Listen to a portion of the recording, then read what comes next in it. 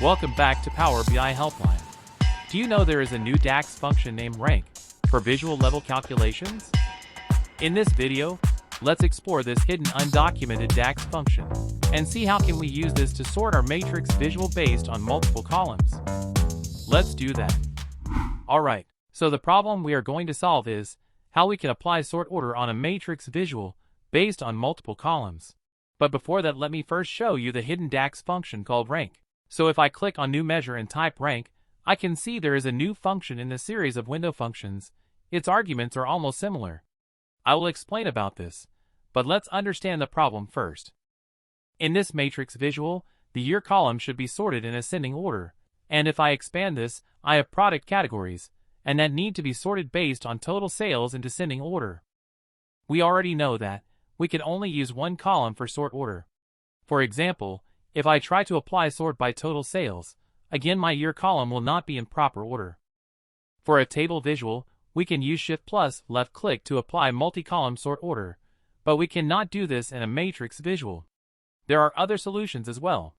But let's see, how can we use this hidden DAX function called rank to achieve this feature? So I will click on new measure, and I will name it as ranking with new function.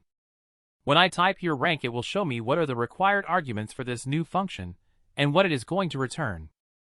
First argument is for tie, and I will use dense. Relation argument is going to be similar, as we used to do in many examples of our window DAX functions videos. So I am summarizing the columns used in my visual. The most important part here is how to use multiple columns in sort order. Since I also need my total sales column in sort order, I will add that as well with add column function. Now we know that there is an order by argument in these functions, and we can use here multiple columns. All those columns need to be available in our relation parameter. I can mention my year column as in ascending order, and the added sales column in descending order if required. We can add other columns as well. Since this is going to create rank, I can also use partition by argument, so that it will create separate ranking for all the years. Even if we create this measure, it is very important to know that how to utilize this ranking measure, because I don't want to show this as an extra column, and there we will apply some other techniques. As that you can see, now I can use this ranking measure to apply a sort order in ascending order, which will automatically sort year column in ascending order and my product category in descending order of the total sales amount.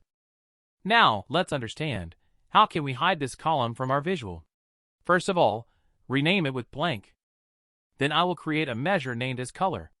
Here I can just mention the hex code for transparent color, which is nothing but 6 times F and then 00.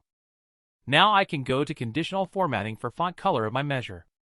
Format style I can select field value, and then I can select my color measure. Here I need to select values and total both. Click OK, and we no longer see the ranking column.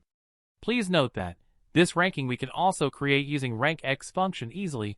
We have also posted many solutions based on that.